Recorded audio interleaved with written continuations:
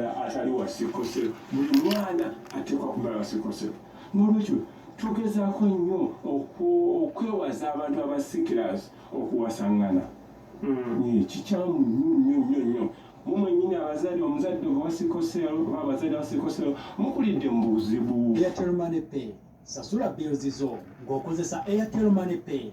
Funa application ya Airtel onyige *185# okukozesa Airtel Money osasula ebisale by'amazzi amasannyalaze ne TV. Osobola n'okusasulira ebyamaguzi byo ng'okozesa Airtel Money Pay awatali kugibwako nnusu yonna. Airtel Money tuli naawe lubeerera. Olunaku lw'eggulo ennaku z'omwezi zabadde 5 omwezi ogwokusatu guno gwennyini gwe tulimu ennyonyi eya Emirates Boeing 777 flight.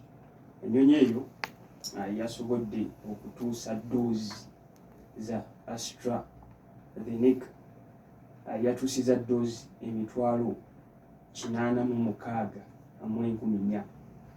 Eddoozi zino eza COVID-19 ezasobodde okuleetebwa oba ezayandiddwa minisita w'ebyobulamu omukyala John Ruth Acheng bw'ati bwe yasobodde ozanjula eri bannayuganda lunaku lw'eggulo essaawa zabadde 8:55 ku kisaawe Entebbe. Eddagala lino lituuka. Eddagala lino lisuubirwa lyakugemera ligenda kusobola okugema abantu abawerera ddala 43,200. Kino nno kitegeeza ki? Bw'otunya ku population ya Uganda nga bw'eyimiridde kitegeeza nti eddagala lino ligenda kusobola okugema only 2% ku bannayuganda. Naye nga yo minisitule y'ebyobulamu wamu ne gavumenti balina enteekateeka ey'okubeera nga bagenda kugema abantu abawerera bagenda kugemera ddala percentage eya 49 ku population ya Uganda. Kitegeeza nti almost 51% bagenda kuba tebagemeddwa naye nga ate balina okugemebwa. Ate neera twafunye ensuubi minisitule y'ebyobulamu yategeeza nti era mu bwangu ddala miliyoni 21 eza doozi zigenda kuba nga nazo zituusibwa eza COVID-19. Mu ddagala lino eryasobodde okutuuka olunaku lwajjo bategeezezza nti abantu abagenda okusookebwa okuweebwa priority okuweebwa priority oba okugemesebwa beebo ba health workers.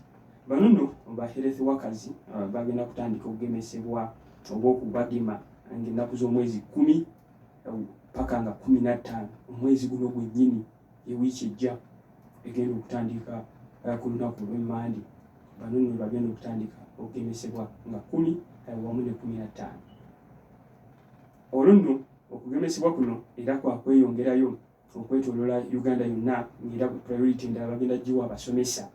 Abasomesa bano jagamba lwaki bawadde priority nti olw'okuba balina okusomesa abaana b'eggwanga balina okubeera mu baana 24/7 ate nno bo bano okugemesebwa okwabwe kugenda kutandika ng'ennaku z'omwezi 16 wamu paka ng'ennaku z'omwezi 19 omwezi guno ogwa March gwe tulimu gwennyini. Tusuubire nti gavumenti oba enteekateeka eno gyetandise okubeera nga okugema abantu tusuubire buli kintu kijja kuba nga kijja kuddayo mu mbeera eri nnomo oboolyawo buli muntu asobole okudda ku mirimu gye nga bwe gyali kitambula. Mu studio olunaku lwaleero tulina omukyala Sarafina okuva ku Sickle Cell Society. Genda kuba tubuuzaako ate tubeere nga tweyongerayo tukwaniriza nnyo. Nange nsanyusa okubeerawo. Assalamu alaikum warahmatullahi wabarakatuh. Waalaikum salaam warahmatullahi wabarakatuh. Mujye baleka abalungi abatuwuliriza, mujye baleko gye mutuusizzaako engalo, mwebale kuwuliriza Pal FM, mwebale kubeera na mwoyo gwa ggwanga. Tusabe embeera ngiwulidde. Kintu bakitegese bulungi kubanga abasawo baffe oba ba health workers era be babadde batukwatiridde bendera ebbanga lyonna. Babadde mu katyabaga nti bariskinze obulamu bwabwe Jona Luliso bwe babeera babatadde babeere priority. Ekyo tukyebaliza ddala gavumenti tweyanzisa. Abasomesa tubebazaako ensuso kubanga abaana batudde waka ebbanga ddene. Abamu no beetuga olwa lockdown awo yabayisa bubi beetuga. Kati bwe babeera babagemye ne badda ku ssomero kijja tuyambako kubanga nze njogera mu perspective ya muzadde nti abaana batuwonooneseeko ebintu bingi ebigoyinze on okuva omwaka oguwedde mu gwokusatu okutuuka omwaka gwokusatu omwezi ogwokusatu omwaka guneeno gwe mwaka gumaze okujjula. Yes, tubadde tubuzaayo wiiki bbiri, so omwana okutuula omwaka mulamba ebeera challenge eri generation ejja mu maaso wamu n'eno egenda okubeerawo. Okusomozebwa kuno okulabya otya nga tetunnabagenda ku mulamu ogwaleero. Abazadde luli bagamba nga abasomesa balagajjavu nnyo eri abaana era abaana boonooneka nnyo nga bali mu masomero. Abasomesa abazadde kati bakkiriza nti abasomesa bano bakola lolo y'amaanyi nnyo. Ekisooka abazadde batuwadde challenge ey'amaanyi nti tubadde tetumanyi baana baffe. Yes, tubadde tubeera n'abaana baffe ebbanga ttono, abaana nga tebatumanyi nga naffe tetubamanyi. Omwana ajja ewaka nalowooza ebintu birungi ebbanga lyonna. Okomawo n'akaveeramu ezo wiikisi bbiri w'abeeredde ewaka, kapocket money okamuweereza ku ssomero, naye kakati abaana bategedde obugubi abazadde be tuyitamu okusobola okubateeka ku ssomero. So omwana wabeera reasoninga ajja kubeera yasome. N'abazadde ne tufuna obuzibu nti tetubadde tetuwa abaana budde era basobodde okukitegeera. Bajja kuwa abasomesa baabwe respect kuba be bazadde baabwe abookubiri. Abazadde abasomesa baplayinze kinene nnyo okunakyaringa omwana w'eggwanga nti senga si basomesa osanga twandibadde n'abaana bangi abakyamye kuba njogeza from experience mpangala n'abavubuka bangi abazadde balemereddwa abavubuka baabwe. Abaana abavubuka era bangi tufunye withdraws nyingi kwegamba obaana omwana okwewagula n'ava ne ku ddagala. Ampuliza okyali tuli ku 17 Palfama ekkula ly'omuntu wa bulijjo. Kino kijja kwewuunyisa nti abantu abo Mukyala Saafina baali mu kwogerako ate nno be basingwa okusasulwa obubi ennyo. So ngenda kusaba mu ddakiika nga 2 tubuulire kitugenda kyotuteeketeekedde olunaku olwaleero. Tumale okujjawo baka buno tukomewo tusaba. Kyembateeketeekedde olunaku olwaleero njagala kusomesa abalungi abatuwuliriza gwe wangala n'omuntu alina obulwadde bwa sickle cell okuyigiriza engeri y'okwerabiriramu ewaka. Ng'okwerabiriramu ewaka kiri mu mitendera 3 oba 4. Okubeera ng'omira eddagala lyo bulungi, okubeera ng'oli rehydrated oba ng'onywa ebyokunywa bingi, okuavoidinga stress n'okulya obulungi. Naye nga byonna tetugenda bikavaringa mulundi gumu kuba topic zonna nnene. Olwali tugenda kukwatako topic esooka gye tuyita rehydration oba omuntu okubeera ng'anywa ebyokunywa ng'abiyisa mu kamwa okutuuka mu mubiri gwe birabe nti bikola omulimu. Naye gabeera mazzi nago gabeera rehydration. Nga yettanira okunywa oba katunda oba mazzi. Kigero ki ky'olina okunywa gwawangala n'obulwadde bwa sickle cell mu lunaku era lwaki okinywa era wobeera tokinywedde kati abagaki k'osobola okugwamu. Okimanyi nti ebintu ebizibu okunywa ge mazzi naye omuntu akusanga n'akugamba gw'obeerawo otya kitegeeza olina okugoberera SOPs oba standard operating procedures ezisobola okubeezaawo nti sickle cell ajja n'obukwakkulizo. Obeera si gwafuga obulamu bwo wabula obulamu bw'okubeerawo y'engeri gye bukufugamu. Ate obeera oyagala bubeerewo olina okugondera obukwakkulizo obwo. Kakati nno n'amazzi bwe bumu ku bukwakkulizo omuntu awangala ne sickle cell bw'alina okubeera nabwo. Ate ono omuntu omulamu naye alina okunywa amazzi ennyo. Omuntu omulamu alina okunywa amazzi naye ye tekimukakaati kako nnyo kubeera nti mu lunaku alina okutuuka ekigero bwe kiti. Oli asobola onywa tampeke emu n'abeerawo nga mulamu. Naye omuntu awangala n'obulwadde bwa sickle cell olina okunywa liita 3 oyagala oba toyagala nga ze zisembayo okubeera wansi liita 3 kubanga tulina n'eddagala erikolera ku ezo liita 3. Katujjewo baka buno tukomewo. Any program Doctor omuntu bulijjo gwekanga enswa gy'emima bw'emimino yeesiba owulidde kati tabu nejja yeefaanako bwetyo. Any program Doctor nga tukugamba gwe omuzadde gezaako okulaba tuleeta mwana tuzaala mwana alina sickle cell. Okay, nga tukola tutya tulina tuba ogenda okufumbirwa oba okuwasa tukujjako omusaayi tukola kyetuyita HB electrophoresis. Tugenda mu factory akasaayi kano ka red blood cell bakalizaamu bakabya ne kayiwa gundi tuuta hemoglobin batandika omulaba oyo hemoglobin afaanana atya. Okay, mu lufuutifuuti tulina okuba ne hemoglobin A ye mulungi oyo agenda okutambuza omusaayi gwe obulungi. Singa oba olina hemoglobin S yoyo wa sickle cell oyo agenda okuleeta ettabu omusaayi gwo gutandika okufulumya sickle cell. Okay, tulina chance nti singa omuntu owa A omuntu alina A ne A awasa omukyala. In our program, Harold Doctor.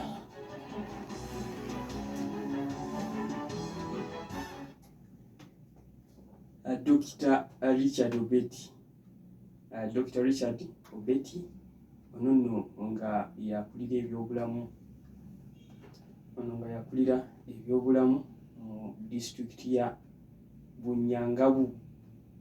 Ono yadda wa lipooti ebyobulamu ekwata ku baadde bawa lipooti June 2019 June 2020 ekwata ku byobulamu nga boogera ku kirwadde kino kya malaria.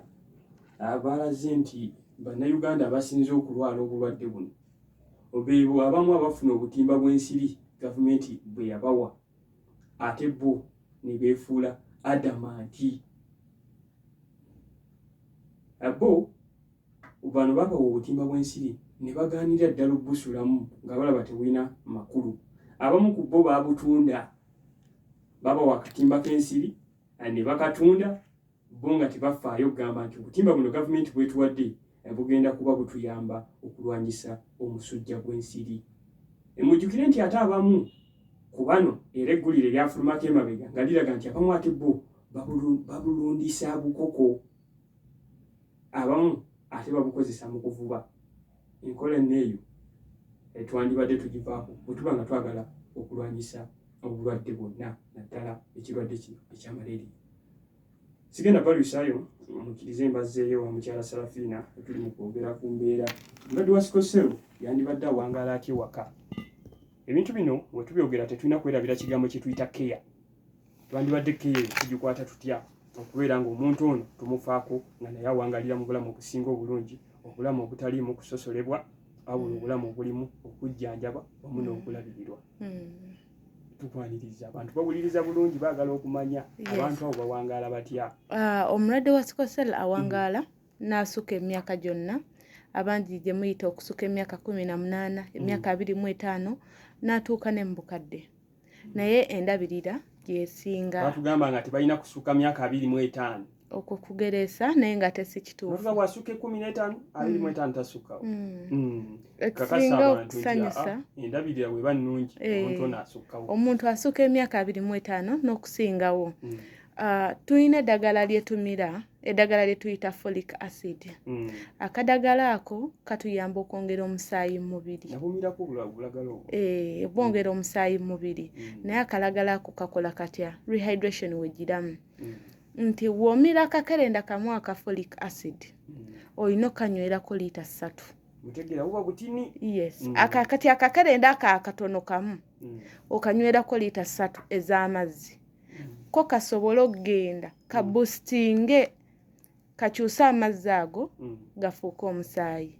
Kyeva bagamba bwongera omusaayi mu mubiri. Naye mukwano gwawangala n'obulwadde bwa sickle cell w'onaamira folic acid n'otamunywerako mazzi gw'olina munywerako obeera omala biseera tolina kyogenda funamu.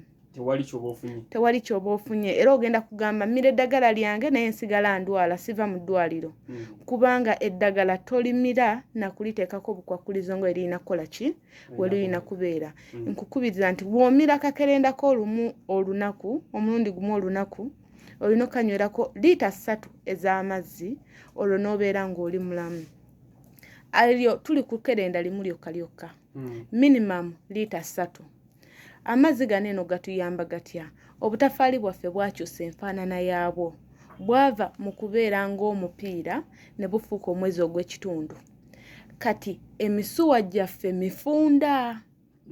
kitegeeza obutafaali bunene obw'omwezi ogw'ekitundu we bubeera buyita misuwa naddala gye tuyita junction oba emisuwa wejjawukanira mu bisekeseke mu nnyingo zibeera bugenda kufuna obuzibu bujja wagamira kuba amazzi agali mu mubiri tegamala matono kati mu nseeyeeya yaabwo bujja kuwagamira bwekwata ebitole ebyo tubiyita clamps era ze zireeta pain kasa bimala okwekwata nga blood flow tekyasaturatinga bulungi olwo omuntu natandika okufulira pain omugulu gunnuma nga guddayo ate gwekwatira awo buli ogujja gwepayiringa awo ne gukola ebitole bye bayita clamps kati olwo wootandikira okufuna okulumizibwa nti omugongo gunnuma omukono gunnuma okugulu oba akagalo tekikoma okwo jjukiramu saturation ogikatinze off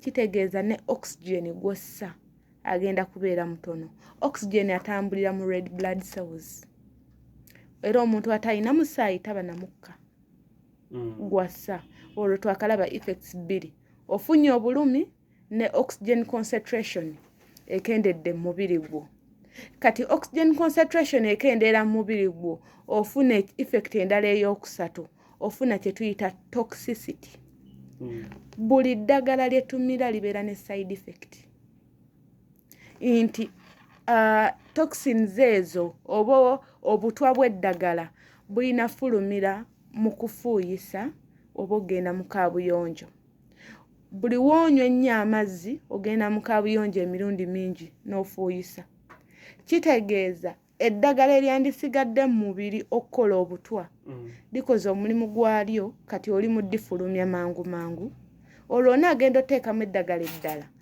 ng'omubiri guyina amaanyi ng'ekibumba tokitaddeeko butwa ensigo n'omutima kati gwe buli gw'ogenda okunywa amazzi amatono ogenda kendeeza omukka gwo increasinga toxins mu mubiri gwo olwo kikuleetera akatyabaga kigenda kuleetera kye tuyita shock abamu ne bafuna brain damage abamu ne babeera paralyzed oli n'afaako ekitundu ky'omubiri omukono oluba oba omumwa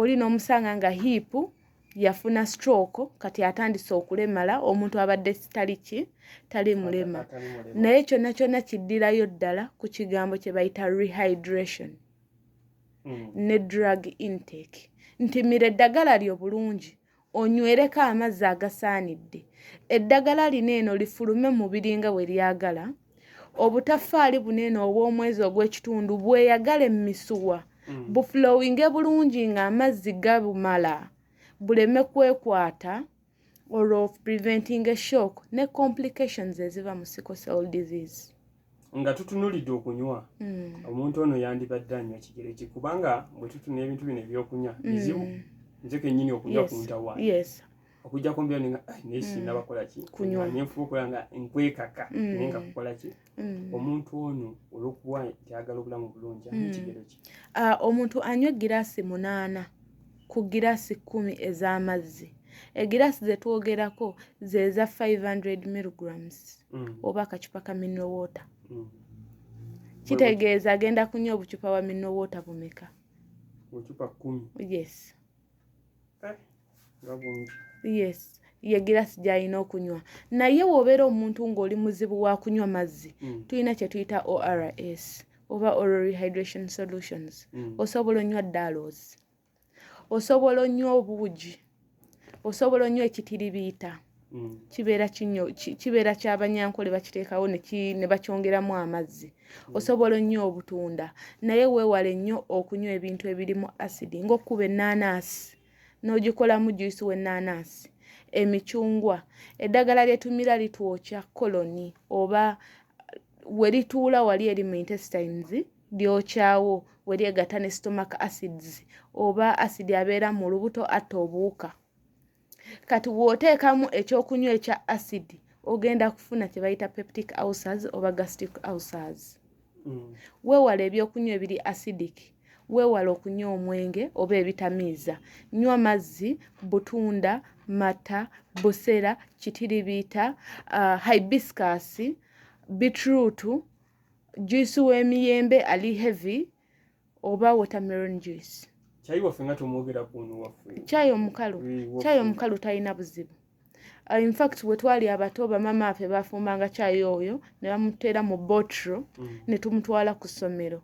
Gwe mama atwala omwana ku ssomero, omwana tomuteera mu bijuice bitabule na chemicals. Kubanga already ogwe tugula mu supermarkets n'ewalala.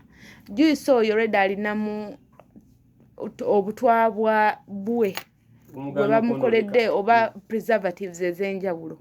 Kati ono omuntu gw'omuwa ekyenda kye oba liver ye ogipaakinga n'eddagala olw'obulamu bwe, kati n'omwongerako ne burden endala okubreakinga down toxins ezo endala. Muwe ebintu ebiri nakyo reducing burden eyo ey'okubeera nga toxins ezo teziwera nnyingi mu mubiri. Azirwanyise.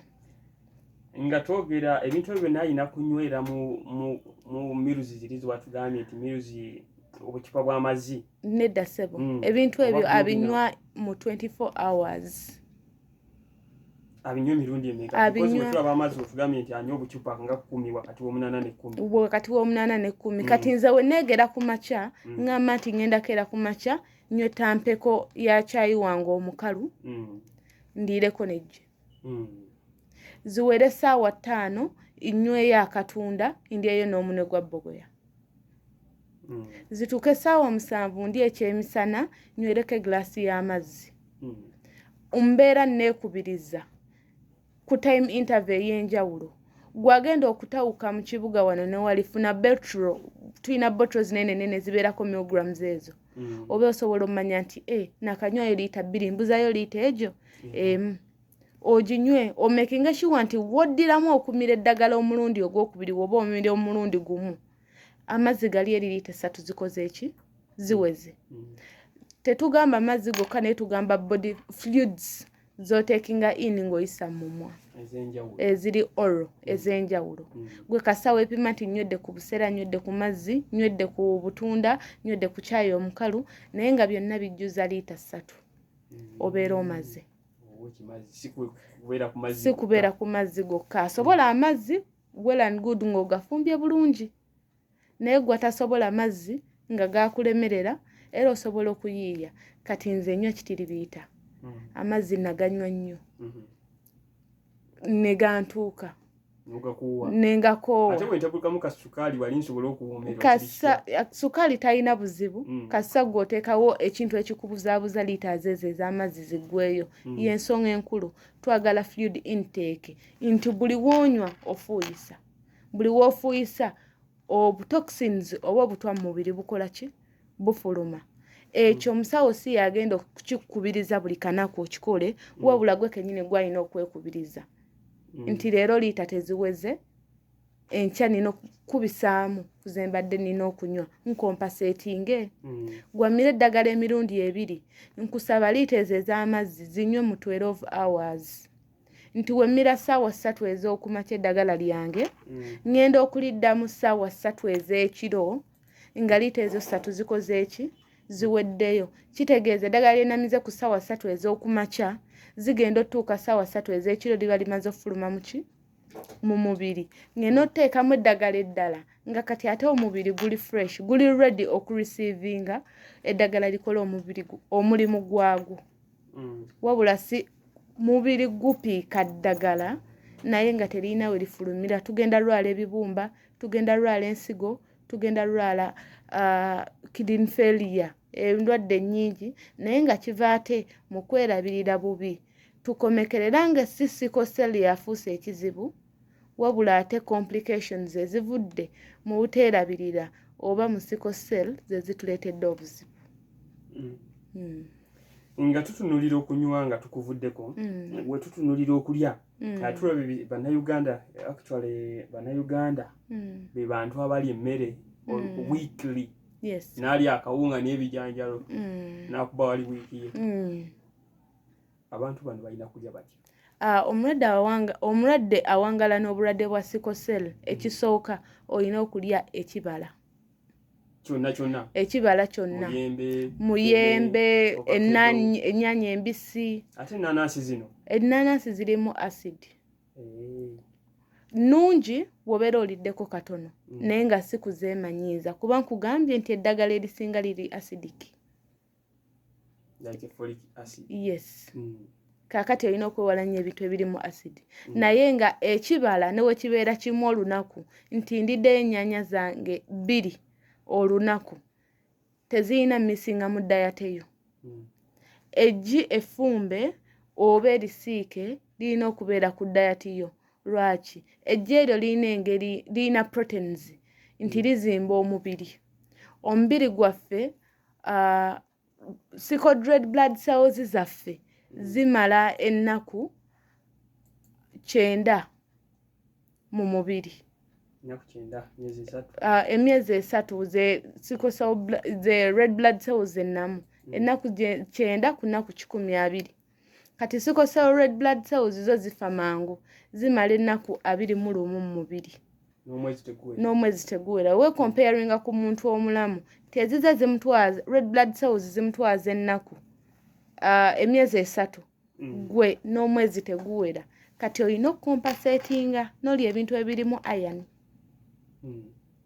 okugumya amagumba go okulaba nti red blood cells zibeera produced amagi mukene okutokosa amagumba g'ente ne gajjamu oyo supu si kulya nnyama naye amagumba g'ente ate okulya ebigere era nkubiriza abazadde abali okumpi ne bbucha osobola okuteesa n'owa bbucha ye ng'akuwa biri eri ebigumba bye batemyetemye long bones ezo n'oteeka mu bokisi nnyaanya n'akatungulu n'otokosa omwana n'awuta supu oyo ali very nutritious abaavu si be balina okulya ebyo nedda kati okumuwa enkoko ensiike buli kanaku amuwadde ekijanjaalo ekitokose nga si kisiika kusinga abaavu be balya bwe batyo anti ekijanjaalo kigenda kubeeramu iron agenda okumuyamba kigenda muzzaamu omusaayi enkoko ensiike egenda kuwikeninga kyenda kye kuba erina okukenenulamu butta oyo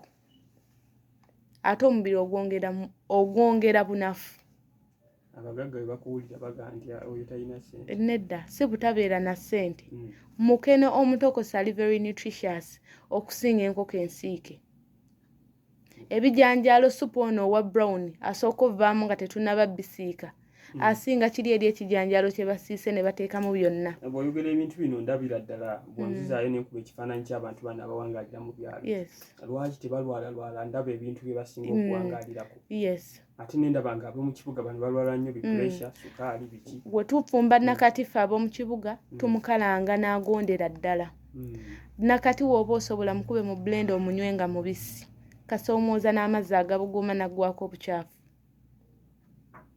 ejjobo likube mu blender olinywe ng'anywa juice osobola oteekamu akatangawuuzi okuteekamu test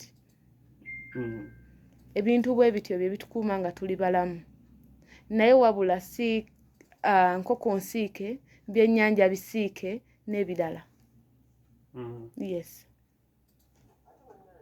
Kosero na dokita wa munyonyola mulwadde wa bbeeyi tulina eddakiika nga 15 tugendeko masimu tugendeko masimu mbalagirire n'ekitongole gye kiri ekitongole gye kiri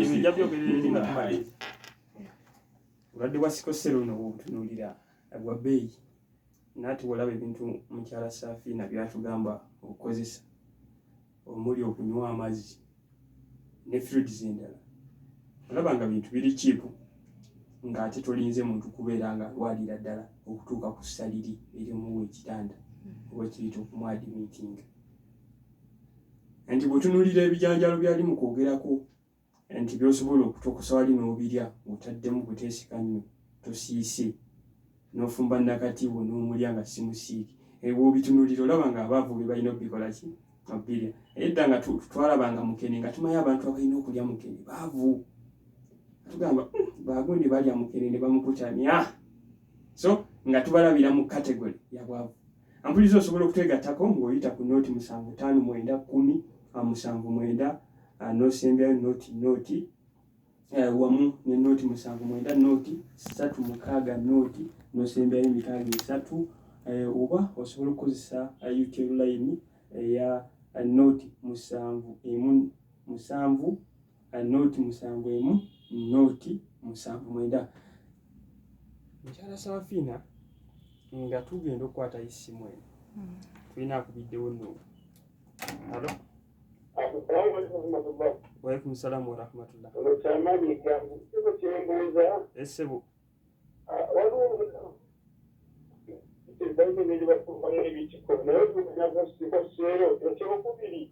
Waliwo ebakola ki? Ddamu ekibuuzo kye. Ddamu ekibuuzo kitegerekeke bulungi.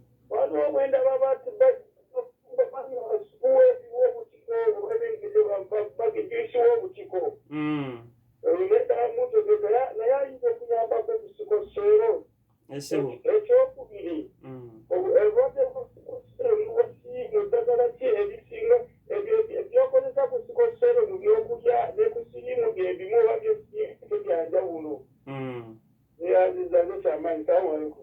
Waalaikum salaam wa rahmatullah. Mukulu kyamaanyi alina balaba abanywa supu w'ebitiko. Banywa supu w'ebitiko. Abuuza akolanga kyekimu. Halo. Waalaikum salaam wa rahmatullah. Kale ssebo.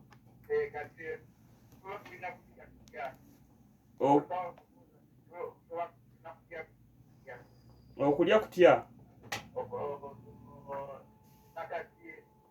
Nakati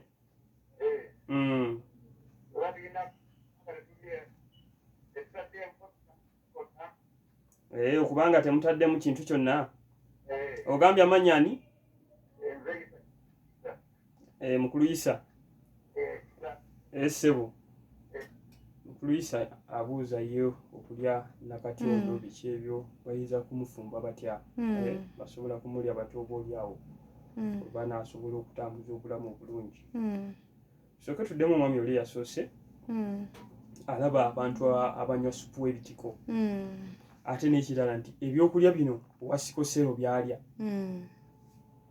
n'omuntu ono owa HIV byebimu asobola okubikozesa. Yes, twayanziza nnyo ssebo webale kuba ku ssimu. Kakati mu primary tulina akayimba ke twayimbanga. Obutiko akanekena obutiko kavumula endwadde 12. Ndowooza bajjajja baffe baabiraba. Naye nga obutiko tebuvumula sickle cell. Wabula boostinga immunity. Obutiko busitula abasirikale b'omu mubiri ne babeera nga bali waggulu. Nti w'okikuba n'okinywa oba n'otokosa akatiko n'oteekamu akazigo n'akatungulu n'akanyanya n'otunnyo nga tosiise w'obeera owuuta supu oyo asitula immunity y'omubiri. N'owabeera mwana nga muto ng'obwosi bumusumbuwa n'endwadde z'omu lubuto w'onyiikira omuwuusa obutiko obwo endwadde ezo zifuluma n'abeera nga tebumusumbuwa. Naye si buli butiko. Tukozesa obutiko obubaala. Si binene ebitiko ebinene oba bunene bwe balimu obulimi. Tukozesa obutiko obubaala. Akatiko kaffe ak'Abaganda kali akatono. Kali ke twakubirangako endulu banemujje. Yes, ke katiko ke tukozesa. Yadde nga abantu bamistekeninga ne bakozesa obutiko obulala. Kwata akatiko ko kannyike kakube kanywe. Oba kafumbe teekamu omuzigo owuute. Ke katiko kayamba kalinga diet. Kayamba.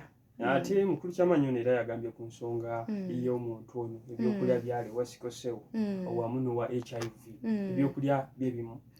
Nja kugamba nti obulwadde bwa sickle cell n'obwa HIV tebulina njawulo nnene. Enjawulo eriwo nti HIV is a viral infection. Bulwadde bwa virus. Ate sickle cell genetic. Bulwadde bwa nsikirano. Naye nga bugabana ekintu kyekimu. Nti bwonna bukendeeza immunity y'omuntu oba obulamu bw'omuntu. Nti omulwadde awangala n'obulwadde bwa HIV. Obulwadde bwonna ssenyiga bifuba bimukwata mangu. Olw'obutafaali bw'okubeera wansi kyekimu ne ku bulwadde bwa sickle cell. Kati ebintu bye tukola omulwadde wa sickle cell tusitule immunity kyekimu ne ku balwadde ba mukenenya yadde ng'eddagala lyawukana. atudde mu kuluyisa then tukwate esimu endala bbiri kuluyisa yabuuza nti nakati ono bamufumbe batya ekisooka bateekamu kintu kyonna bafumbe bufumbi ekisooka nakati basobola omukunya ng'akunya olugoye n'akolamu juice n'amuwuuta bubuusi. Ekyokubiri nakati bamubabulako bubabuzi tebatokosa mbwatokote bababulako obubabuzi nga mulimu otunnyo tutono n'akatungulu n'amulya ng'abwatuka ng'emberenge. Olwo ekirungo kiri eri ekya chlorophyll nga kikyalimu bw'atuyambira naye w'omufumbira n'agonda ng'asolobera obeera olya buli kuwoomerwa. Ate bamubikkira waggulu eno nga ku mmere omakinga sure omuggyako mangu nga tannabaserebera. Chlorophyll ono aggwa mangu mu kintu ng'oki overcookings ayinza oteekako emmere ssaawa 3 ez'okumakya n'agijja ku ssaawa 6 wanyigira olwo aba obeza abeera amaze okufa. Muteekeko eddakiika 3 emmere olutandika oyitamu omukka ye muggyeko muteeka ebbali abeere ng'abwatuka yenna kati gwe twagala. Katukwate esimu endala. Halo wanjise waalaikum salaamu wa rahmatullah. Essebu essebu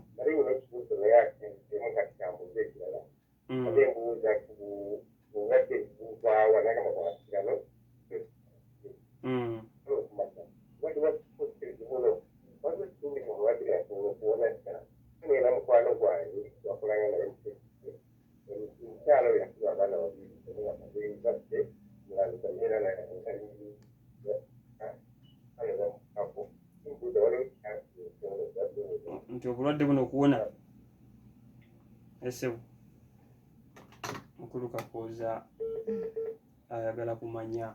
Ekisooka obulwadde bwa sickle cell bwansikirano tebabusiiga. Ekyokubiri obulwadde bwa sickle cell buviira ddala mu bone marrows ekitegeeza mu busomyo nti therapy yokka esobola okuwonya obulwadde bwa sickle cell gye tuyita bone marrow transplant oba okukyusa obusomi.